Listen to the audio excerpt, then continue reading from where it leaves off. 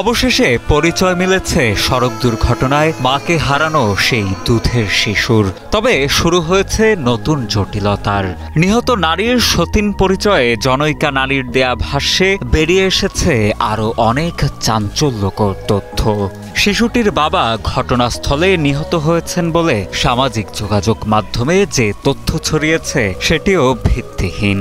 শিশুটির বাবা ফারুক এখনো বেঁচেই আছেন। মামা বা মায়ের দাবি নিয়ে একাধিক ব্যক্তির দেখা মিললেও আপাতত শিশুটি সমাজসেবা অধিদপ্তরের তত্ত্বাবধানেই থাকবে। গত 11 মে দুধের শিশুটি খুঁজে ফিরছে মৃত মাকে শীর্ষক শিরোনামে ডিবিসি নিউজে একটি সংবাদ প্রচারিত হলে পরদিন সকালেই সুনামগঞ্জ থেকে ময়মনসিংহ মেডিকেল কলেজ হাসপাতালে ছুটে আসেন শিশুটির মামা রবিন মিয়া। তার ভাষ্য, নিহত সেই নারী সুনামগঞ্জের দোয়ারা উপজেলার বাংলাবাজার গ্রামের রমিজ মিয়ার মেয়ে জায়েদা খাতুন। দীর্ঘদিন ধরে বোন জায়েদা ময়মনসিংহের ভালুকায় বসবাস করছিলেন। প্রথমে ময়মনসিংহের তারাকান্দায় বিয়ে হলেও স্বামীর সাথে বনিবনা না হওয়ায় সেই সংসার ভেঙে যায়। পরে আবার বিয়ে করে ভালুকায় বসবাস করছিলেন তিনি। সামাজিক যোগাযোগ মাধ্যমে প্রকাশিত বিভিন্ন ছবি দেখেই বোন ও ভাগিনাকে শনাক্ত করেন বলে জানান এই যুবক। একটা স্বামী আছিল, তার ঘরে আরো 3টা বাচ্চা আছে, 4 জন, 3টা ছেলে একটা মেয়ে।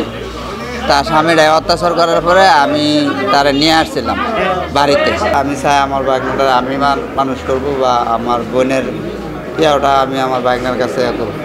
এ ঘটনার পর হাসপাতালে উপস্থিত হয়ে মৃত নারী জায়েদাকে নিজের সতীন বলে দাবি করেন মোকারিমা নামের এক নারী। তার দেয়া তথ্যের ভিত্তিতে জানা যায় ফারুক ও মোকারিমা সম্পর্কে স্বামী স্ত্রী। এ দম্পতির ঘরে 3টি পুত্র সন্তান রেখেই জায়েদা নামের সেই নারীকে বিয়ে করেন ফারুক।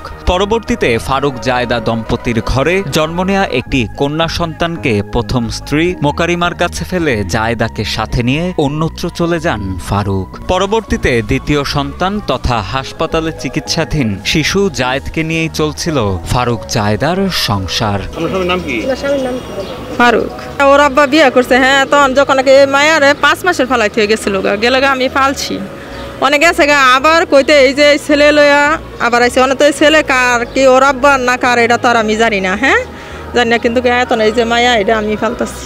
এদিকে একই দিন সকালে শিশুটিকে দেখতে ও সার্বিক পরিস্থিতি পরিদর্শনে হাসপাতালে যান হাসপাতালটির পরিচালক সহ প্রশাসনের ঊর্ধ্বতন কর্মকর্তারা। শিশুটি এখন অনেকটাই সুস্থ আছে। আইনসঙ্গত অভিভাবক পেলে তাদের কাছে শিশুটিকে হস্তান্তর করা হবে। ততদিন পর্যন্ত সমাজসেবা অধিদপ্তরের লোকজনই শিশুটির দেখভাল করবেন বলে জানান ময়মনসিংহ মেডিকেল কলেজ হাসপাতালের পরিচালক ব্রিগেডিয়ার জেনারেল মোহাম্মদ গোলাম ফেরদৌস। যতক্ষণ পর্যন্ত কোনো আইনসঙ্গত অভিভাবক না পাওয়া যায়, কোনো লিগ্যাল গার্জিয়ান না পাওয়া যায়, ততক্ষণ পর্যন্ত আমাদের নিরাপত্তায়, আমাদের তত্ত্বাবধানে, আমাদের যত্নে, আমাদের চিকিৎসায় বাচ্চা থাকবে। অন্যদিকে পুলিশের ভাষ্য, স্বজনদের সন্ধান পাওয়া গেছে। তবে ময়নাতদন্ত শেষে পরিবারের কাছে মরদেহ হস্তান্তর করা হবে বলে জানান ময়মনসিংহ কোতোয়ালি মডেল থানার উপপরিদর্শক আবুল কাশেম। মৃত ব্যক্তির লাশের পরিচয় শনাক্ত হয়েছে। তার আপন ভাই লাশ নেওয়ার জন্য সিলেট থেকে এখানে এসেছে। পোস্টমর্টম হওয়ার পরে লাশটা তার ভাইয়ের কাছে হস্তান্তর করা হয়।